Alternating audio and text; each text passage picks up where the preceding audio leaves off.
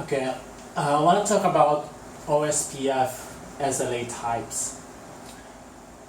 There are, these are only the common SLA types that network engineers usually encounter on a daily basis.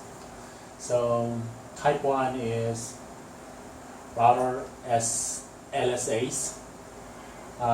These are basically originated by every router in a single area. And by the way, we have these different kinds of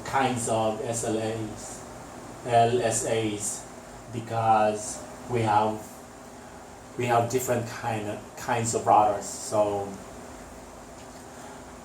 we have, for example, internal routers, ABR routers, or area border routers, autonomous system boundary routers, backbone routers. So that's why we have different kind of LSA, SLA, LSA.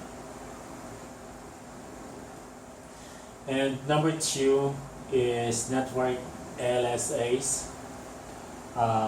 These are originated by designated routers on multi-access links.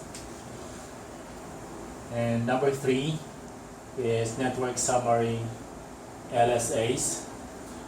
These are originated by area border routers to describe inter-area destinations.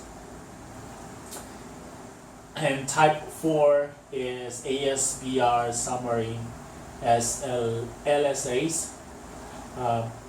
These are originated by ABRs, area border routers, to describe autonomous system boundary routers outside the area.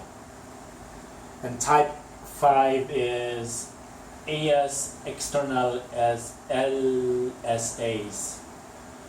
These are originated by autonomous system boundary routers to describe destinations external to the OSPF domain.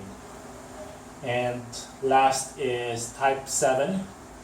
Type 6 is not supported by Cisco iOS, so we're not going to talk about it. So type 7 is NSSA external LSAs. These are originated by autonomous system boundary routers within not so stubby areas. So that's it for now. I'm going to talk about, like I said earlier, there are different kinds of routers, so I'm going to talk about that next.